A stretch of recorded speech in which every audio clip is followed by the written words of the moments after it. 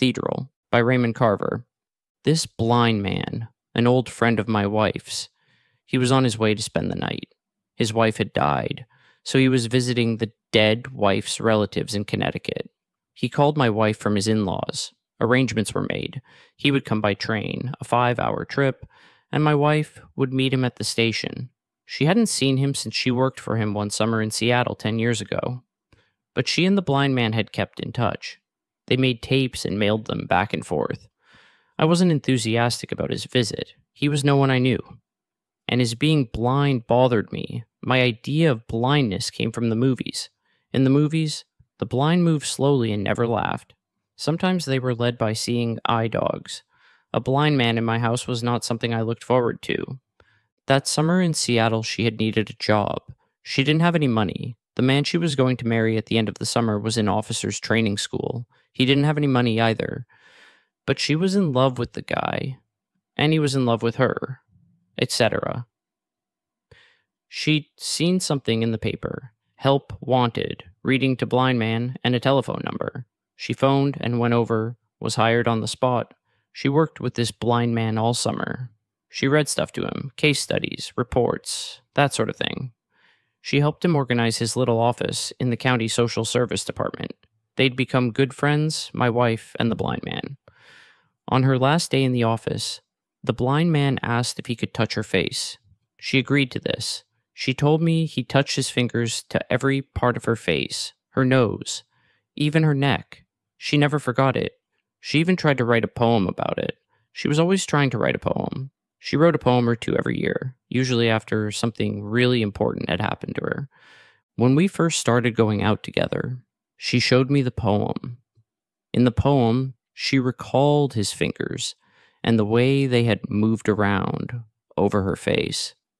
In the poem, she talked about what she had felt at the time, about what went through her mind when the blind man touched her nose and lips. I can remember I didn't think much of the poem. Of course, I didn't tell her that. Maybe I just don't understand poetry. I admit it's not the first thing I reach for when I pick up something to read. Anyway, this man who'd first enjoyed her favors, this officer-to-be, he'd been her childhood sweetheart. So okay, I'm saying that at the end of the summer she let the blind man run his hands over her face, said goodbye, to him married her childhood, etc., who was now a commissioned officer, and she moved away from Seattle. But they'd keep in touch, she and the blind man. She made the first contact after a year or so. She called him up one night from an Air Force base in Alabama. She wanted to talk. They talked. He asked her to send him a tape and tell him about her life. She did this. She sent the tape. On the tape, she told the blind man she loved her husband, but she didn't like it where they lived, and she didn't like it that he was a part of the military-industrial thing. She told the blind man she'd written a poem, and he was in it. She told him that she was writing a poem about what it was like to be an Air Force officer's wife. The poem wasn't finished yet. She was still writing it. The blind man made a tape. He sent her the tape. She made a tape. This went on for years. My wife's officer was posted to one base, and then another. She sent tapes from Moody, AFB, McGuire, McConnell, and finally Travis, near Sacramento, where one night she got to feeling lonely and cut off from people she kept losing in that moving around life. She got to feeling she couldn't go it another step. She went in and swallowed all the pills and capsules in the medicine chest and washed them down with a bottle of gin. Then she got into a hot bath and passed out. But instead of dying, she got sick. She threw up. Her officer, why should he have a name? He was the childhood sweetheart. And what more does he want? Came home from somewhere, found her, and called the ambulance. In time, she put it all on tape and sent the tape to the blind man. Over the years, she put all kinds of stuff on tapes and sent the tapes off lickety-split. Next to writing a poem every year, I think it was her chief means of recreation. On one tape, she told the blind man she'd decided to live away from her officer for a time. On another tape, she told him about her divorce. She and I began going out, and of course, she told her blind man about it. She told him everything, or so it seemed to me. Once she asked me if I'd like to hear the latest tape from the blind man. This was a year ago. I was on the tape, she said. So I said, okay, I'd listen to it. I got us drinks, and we settled down in the living room. We made ready to listen. First, she inserted the tape into the player and adjusted a couple of dials. Then she pushed a lever. The tape squeaked and someone began to talk in this loud voice. She lowered the volume. After a few minutes of harmless chit-chat, I heard my own name in the mouth of this stranger, this blind man I didn't even know. And then this. From all you've said about him, I can only conclude... But we were interrupted. A knock at the door, something, and we didn't ever get back to the tape. Maybe it was just as well. I'd heard all I wanted to. Now the same blind man was coming over to sleep in my house. Maybe I could take him bowling, I said to my wife. She was at the draining board doing scalloped potatoes. She put down the knife she was using and turned around. If you love me, she said, you can do this for me. If you don't love me, okay. But if you had a friend, any friend, and the friend came to visit, I'd make him feel comfortable. She wiped her hands with the dish towel. I don't have any blind friends, I said. You don't have any friends, she said. Period. Besides, she said, God damn it, his wife's just died. Don't you understand that? The man's lost his wife. I didn't answer. She told me a little about the blind man's wife. Her name was Beulah. Beulah? That's a name for a colored woman. Was his wife a Negro? I asked. Are you crazy? My wife said. Have you just flipped or something? She picked up a potato. I saw it hit the floor, then roll under the stove. What's wrong with you? She said. Are you drunk? I'm just asking, I said. Right then, my wife filled me in with more detail than I cared to know. I made a drink and sat at the kitchen table to listen. Pieces of the story began to fall into place.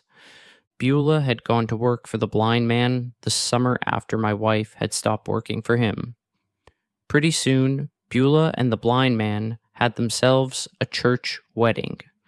It was a little wedding. Who'd want to go to such a wedding in the first place? Just the two of them, plus the minister and the minister's wife. But it was a church wedding just the same. It was what Beulah had wanted, he'd said. But even then, Beulah must have been carrying the cancer in her glands. After they had been inseparable for 8 years, my wife's word, inseparable, Beulah's health went into a rapid decline. She died in a Seattle hospital room, the blind man sitting beside the bed and holding onto her hand. They'd married, lived and worked together, slept together, had sex, sure, and then the blind man had to bury her. All this without his having ever seen what the goddamned woman looked like. It was beyond my understanding. Hearing this, I felt sorry for the blind man for a little bit. And then I found myself thinking what a pitiful life this woman must have led. Imagine a woman who could never see herself as she was seen in the eyes of her loved one. A woman who could go on day after day and never receive the smallest compliment from her beloved. A woman whose husband could never read the expression on her face, be it misery or something better. Someone who could wear makeup or not. What difference to him? She could, if she wanted, wear green eyeshadow around one eye, a straight pin in her nostril, yellow slacks, and purple shoes, no matter. And then, to slip off into death, the blind man's hand on her hand, his blind eyes streaming tears. I'm imagining now. Her last thought may be this, that he never even knew what she looked like, and she on an express to the grave. Robert was left with a small insurance policy and half of a 20 peso Mexican coin. The other half of the coin went into the box with her. Pathetic. So when the time rolled around, my wife went to the depot to pick him up. With nothing to do but wait. Sure, I blamed him for that. I was having a drink and watching the TV when I heard the car pull into the drive. I got up from the sofa with my drink and went to the window to have a look. I saw my wife laughing as she parked the car. I saw her get out of the car and shut the door. She was still wearing a smile. Just amazing. She went around to the other side of the car to where the blind man was already starting to get out. This blind man, feature this, he was wearing a full beard. A beard on a blind man. Too much, I say. The blind man reached into the back seat and dragged out a suitcase. My wife took his arm, shut the car door, and, talking all the way, moved him down the drive and then up the steps to the front porch. I turned off the TV. I finished my drink, rinsed the glass, dried my hands. Then I went to the door. My wife said, I want you to meet Robert. Robert, this is my husband. I've told you all about him. She was beaming. She had this blind man by his coat sleeve. The blind man let go of his suitcase and up came his hand. I took it. He squeezed hard, held my hand, and then he let it go. I feel like we've already met, he boomed. Likewise, I said. I didn't know what else to say. Then I said, Welcome. I've heard a lot about you. We began to move then, a little group from the porch into the living room, my wife guiding him by the arm. The blind man was carrying his suitcase in his other hand. My wife said things like, To your left here, Robert. That's right. Now watch it. There's a chair. That's it. Sit down right here. This is the sofa. We just bought this sofa 2 weeks ago. I started to say something about the old sofa. I'd liked that old sofa, but I didn't say anything. Then I wanted to say something else. Small talk about the scenic ride along the Hudson. How going to New York, you should sit on the right-hand side of the train, and coming from New York, the left-hand side. Did you have a good train ride? I said. Which side of the train did? You sit on, by the way? What a question. Which side? My wife said. What's the matter, which side? She said. I just asked, I said. Right side, the blind man said. I hadn't been on a train in nearly 40 years, not since I was a kid, with my folks. That's been a long time. I'd nearly forgotten the sensation. I have winter in my beard now, he said. So I've been told, anyway. Do I look distinguished, my dear? The blind man said to my wife. You look distinguished, Robert, she said. Robert, she said. Robert, it's just so good to see you. My wife finally took her eyes off the blind man and looked at me. I had the feeling she didn't like what she saw. I shrugged.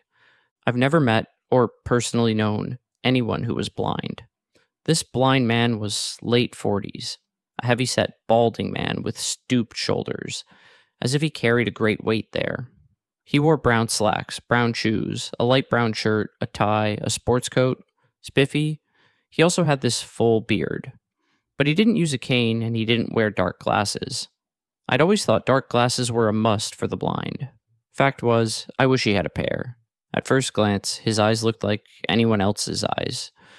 But if you looked close, there was something different about them. Too much white in the iris for one thing, and the pupils seemed to move around in the sockets without his knowing it or being able to stop it. Creepy. As I stared at his face, I saw the left pupil turn in toward his nose, while the other made an effort to keep in one place. But it was only an effort, for that one eye was on the roam without his knowing it or wanting it to be. I said, Let me get you a drink. What's your pleasure? We have a little bit of everything. It's one of our pastimes. Bub, I'm a Scotchman myself, he said fast enough in this big voice. Right, I said. Bub. Sure you are. I knew it. He let his fingers touch his suitcase, which was sitting alongside the sofa. He was taking his bearings. I didn't blame him for that. I'll move that up to your room, my wife said. No, that's fine, the blind man said loudly. It can go up when I go. Up. A little water with the scotch, I said. Very little, he said. I knew it, I said. He said, just a tad. The Irish actor, Barry Fitzgerald. I'm like that, fellow. When I drink water, Fitzgerald said, I drink water. When I drink whiskey, I drink whiskey. My wife laughed. The blind man brought his hand up under his beard. He lifted his beard slowly and let it drop. I did the drinks, 3 big glasses of scotch with a splash of water in each. Then we made ourselves comfortable and talked about Robert's travels. First, the long flight from the West Coast to Connecticut. We covered that. Then from Connecticut up here by train. We had another drink concerning that leg of the trip. I remembered having read somewhere that the blind didn't smoke because, as speculation had it, they couldn't see the smoke they exhaled. I thought I knew that much, and that much only about blind people. But this blind man smoked his cigarette down to the nubbin and then lit another one. This blind man filled his ashtray, and my wife emptied it. When we sat down at the table for dinner, we had another drink. M-wife heaped Robert's plate with cube steak, scalloped potatoes, green beans. I buttered him up 2 slices of bread. I said, Here's bread and butter for you. I swallowed some of my drink. Now let us pray, I said, and the blind man lowered his head. My wife looked at me, her mouth agape. Pray the phone won't ring and the food doesn't get cold, I said. We dug in. We ate everything there was to eat on the table. We ate like there was no tomorrow. We didn't talk. We ate. We scarfed. We grazed the table. We were into serious eating. The blind man had right away located his foods. He knew just where everything was on his plate. I watched with admiration as he used his knife and fork on the meat. He'd cut 2 pieces of the meat, fork the meat into his mouth, and then go all out for the scalloped potatoes, the beans next, and then he'd tear off a hunk of buttered bread and eat that. He'd follow this up with a big drink of milk. It didn't seem to bother him to use his fingers once in a while either. We finished everything, including half a strawberry pie. For a few moments we sat as if stunned, sweat beaded on our faces. Finally, we got up from the table and left the dirty plates. We didn't look back. We took ourselves into the living room and sank into our places again. Robert and my wife sat on the sofa. I took the big chair. We had us 2 or 3 more drinks while they talked about the major things that had come to pass for them in the past 10 years. For the most part, I just listened. Now and then I joined in. I didn't want him to think I'd left the room, and I didn't want her to think I was feeling left out. They talked of things that had happened to them, these past 10 years. I waited in vain to hear my name on my wife's sweet lips. And then my dear husband came into my life. Something like that. But I heard nothing of the sort. More talk of Robert. Robert had done a little of everything, it seemed, a regular blind jack of all trades, but most. Recently he and his wife had had an Amway distributorship, from which I gathered they'd earned a living, such as it was. The blind man was also a ham radio operator. He talked in his loud voice about conversations he'd had with fellow operators in Guam, in the Philippines, in Alaska, and even in Tahiti. He said he'd have a lot of friends there if he ever wanted to go visit those places. From time to time, he'd turn his blind face toward me, put his hand under his beard, ask me something. How long had I been in my present position? 3 years. Did I like my work? I didn't. Was I going to stay with it? What were the options? Finally, when I thought he was beginning to run down, I got up and turned on the TV. My wife looked at me with irritation. She was heading toward a boil. Then she looked at the blind man and said, "Robert, do you have a TV?" The blind man said, "My dear, I have 2 TVs. I have a color set and a black and white thing, an old relic. It's funny, but if I turn the TV on, and I'm always turning it on, I turn on the color set. It's funny, don't you think?" I didn't know what to say to that. I had absolutely nothing to say to that. No opinion. So I watched the news program and tried to listen to what the announcer was saying. "This is a color TV," the blind man said. "Don't ask me how, but I can tell." "We traded up a while ago," I said. The blind man had another taste of his drink. He lifted his beard, sniffed it, and let it fall. He leaned forward on the sofa. He positioned his ashtray on the coffee table, then put the lighter to his cigarette. He leaned back on the sofa and crossed his legs at the ankles.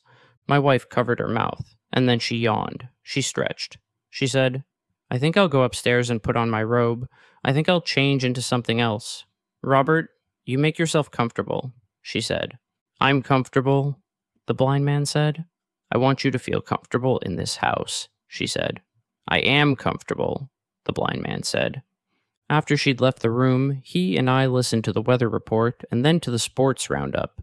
By that time, she'd been gone so long I didn't know if she was going to come back. I thought she might have gone to bed. I wished she'd come back downstairs. I didn't want to be left alone with a blind man. I asked him if he wanted another drink, and he said sure. Then I asked if he wanted to smoke some dope with me. I said I'd just rolled a number. I hadn't, but I planned to do so in about 2 shakes. "I'll try some with you," he said. "Damn right," I said. "That's the stuff." I got our drinks and sat down on the sofa with him. Then I rolled us. 2 fat numbers. I lit one and passed it. I brought it to his fingers. He took it and inhaled. "Hold it as long as you can," I said. I could tell he didn't know the first thing.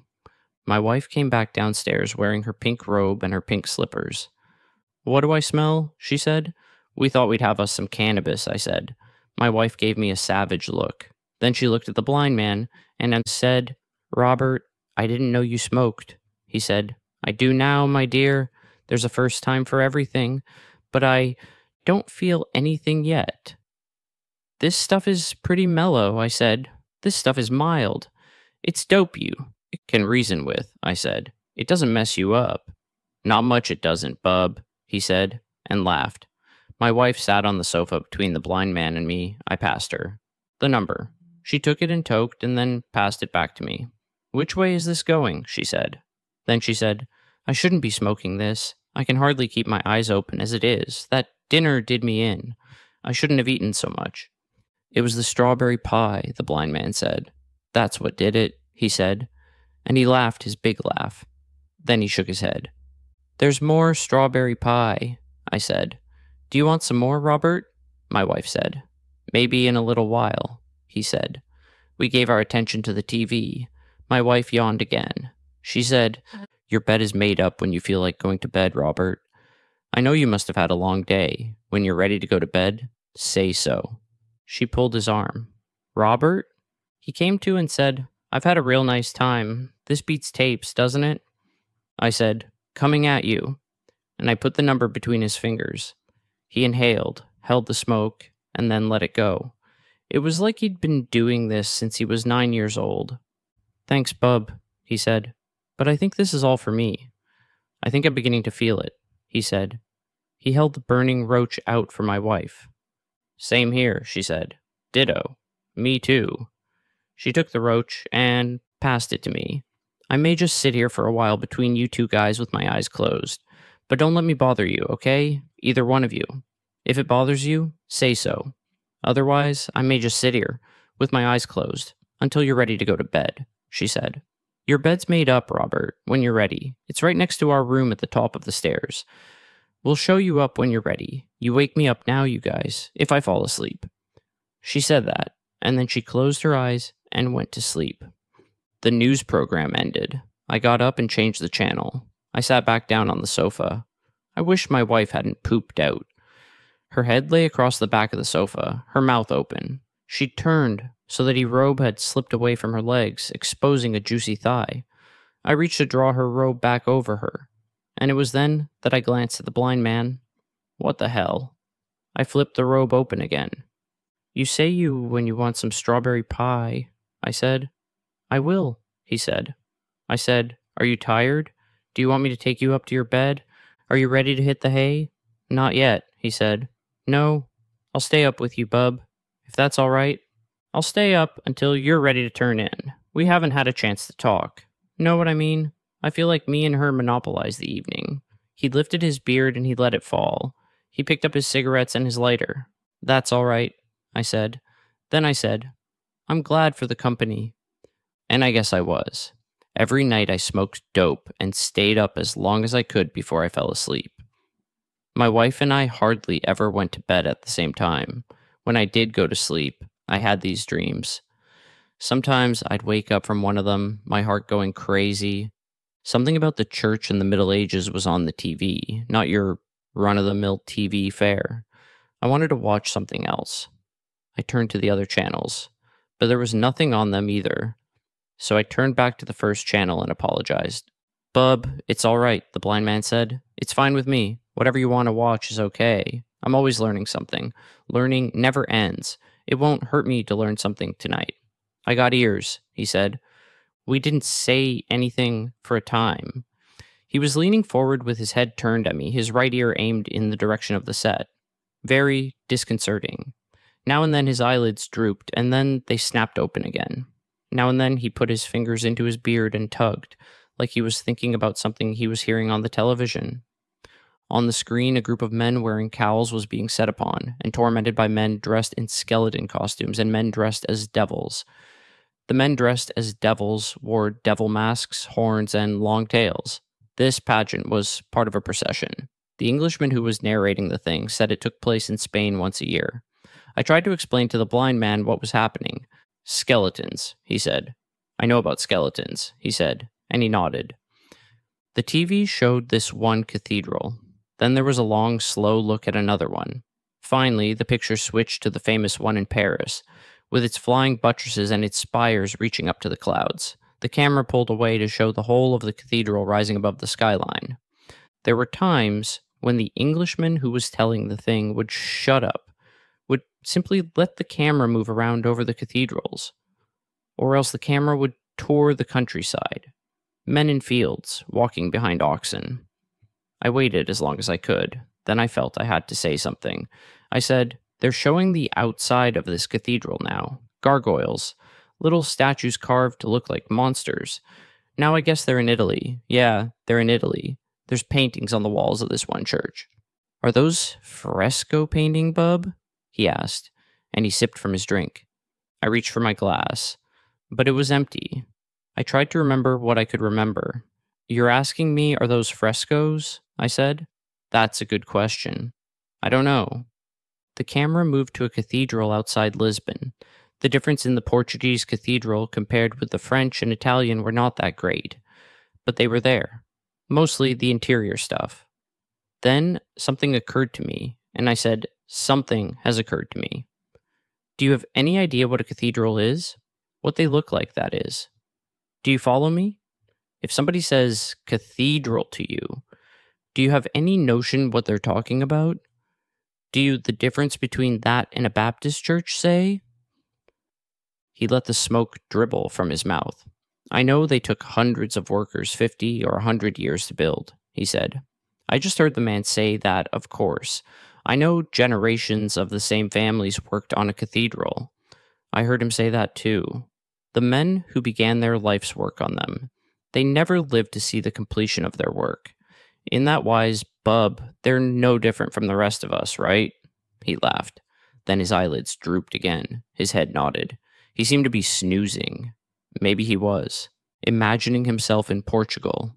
The TV was showing another cathedral now. This one was in Germany. The Englishman's voice droned on. "Cathedrals," the blind man said. He sat up and rolled his head back and forth. "If you want the truth, bub, that's about all I know. What I just said, what I heard him say. But maybe you could describe one to me? I wish you'd do it. I'd like that. If you want to know, I really don't have a good idea." I stared hard at the shot of the cathedral on the TV. How could I even begin to describe it? But say my life depended on it. Say my life was being threatened by an insane guy who said I had to do it or else. I stared some more at the cathedral before the picture flipped off into the countryside. There was no use. I turned to the blind man and said, "To begin with, they're very tall." I was looking around the room for clues. "They reach way up and up, toward the sky. They're so big, some of them, they have to have these supports, to help hold them up, so to speak. These supports are called buttresses. They remind of viaducts for some reason. But maybe you don't know viaducts either? Sometimes the cathedrals have devils and such carved into the front, sometimes lords and ladies. Don't ask me why this is," I said. He was nodding. The whole upper part of his body seemed to be moving back and forth. "I'm not doing so good, am I?" I said. He stopped nodding and leaned forward on the edge of the sofa. As he listened to me, he was running his fingers through his beard. I wasn't getting through to him, I could see that. But he waited for me to go on just the same. He nodded, like he was trying to encourage me. I tried to think what else to say. "They're really big," I said. "They're massive. They're built of stone. Marble, too, sometimes. In those olden days, when they built cathedrals, men wanted to be close to God. In those olden days, God was an important part of everyone's life. You could tell this from their cathedral building." "I'm sorry," I said, "but it looks like that's the best I can do for you. I'm just no good at it." "That's all right, bub," the blind man said. "Hey, listen. I hope you don't mind my asking you. Can I ask you something? Let me ask you a simple question. Yes or no? I'm just curious, and there's no offense. You're my host. But let me ask if you are in any way religious. You don't mind my asking?" I shook my head. He couldn't see that, though. A wink is the same as a nod to a blind man. "I guess I don't believe in it, in anything. Sometimes it's hard. You know what I'm saying?" "Sure I do," he said. "Right," I said. The Englishman was still holding forth. My wife sighed in her sleep. She drew a long breath and went on with her sleeping. "You'll have to forgive me," I said, "but I can't tell you what a cathedral looks like. It just isn't in me to do it. I can't do any more than I've done." The blind man sat very still, his head down. as he listened to me. I said, "The truth is, cathedrals don't mean anything special to me. Nothing. Cathedrals. There's something to look at on late night TV. That's all they are." It was then that the blind man cleared his throat. He brought something up. He took a handkerchief from his back pocket. Then he said, "I get it, bub. It's okay. It happens. Don't worry about it," he said. "Hey, listen to me. Will you do me a favor? I got an idea. Why don't you find us some heavy paper and a pen? We'll do something. We'll draw one together. Get us a pen and some heavy paper. Go on, bub. Get the stuff," he said. So I went upstairs. My legs felt like they didn't have any strength in them. They felt like they did after I'd done some running. In my wife's room, I looked around. I found some ballpoints in a little basket on her table. And then I tried to think where to look for the kind of paper he was talking about. Downstairs in the kitchen, I found a shopping bag with onion skins in the bottom of the bag. I emptied the bag and shook it. I brought it into the living room and sat down with it near his legs. I moved some things, smoothed the wrinkles from the bag, spread it out on the coffee table. The blind man got down from the sofa and sat next to me on the carpet. He ran his fingers over the paper. He went up and down the sides of the paper, the edges, even the edges. He fingered the corners. "All right," he said. "All right, let's do her." He found my hand, the hand with the pen. He closed his hand over my hand. "Go ahead, bub. Draw," he said. "Draw. You'll see. I'll follow along with you. It'll be okay. Just begin now like I'm telling you. You'll see. Draw," the blind man said. So I began. First I drew a box that looked like a hose. It could have been the house I lived in. Then I put a roof on it. At either end of the roof, I drew spires. Crazy. "Swell," he said. "Terrific? You're doing fine," he said. "Never thought anything like this could happen in your lifetime, did you, bub? Well, it's a strange life. We all know that. Go on now. Keep it up." I put in windows with arches. I drew flying buttresses. I hung great doors. I couldn't stop. The TV station went off the air. I put down the pen and closed, and opened my fingers. The blind man felt around over the paper. He moved the tips of the fingers over the paper, all over what I had drawn, and he nodded. "Doing fine," the blind man said. I took up the pen again, and he found my hand. I kept at it. I'm no artist, but I kept drawing just the same. My wife opened up her eyes and gazed at us. She sat up on the sofa, her robe hanging open. She said, "What are you doing? Tell me, I want to know." I didn't answer her. The blind man said, "We're drawing a cathedral. Me and him are working on it. Press hard," he said to me. "That's right. That's good," he said.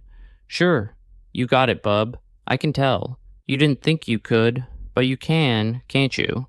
You're cooking with gas now. You know what I'm saying? We're going to really have us something here in a minute. How's the old arm?" he said. "Put some people in there now. What's a cathedral without people?" My wife said, "What's going on? Robert, what are you doing? What's going on?" "It's all right," he said to her. "Close your eyes now." The blind man said to me. I did it. I closed them, just like he said. "Are they closed?" he said. "Don't fudge." "They're closed," I said. "Keep 'em that way," he said. He said, "Don't stop now. Draw." So we kept on with it. His fingers rode my fingers as my hand went, over the paper. It was like nothing else in my life up to now. Then he said, "I think that's it. I think you got it," he said. "Take a look." What do you think? But I had my eyes closed. I thought I'd keep them that way for a little longer. I thought it was something I ought to do. "Well," he said, "are you looking?" My eyes were still closed. I was in my house. I knew that. But I didn't feel like I was inside anything. "It's really something," I said.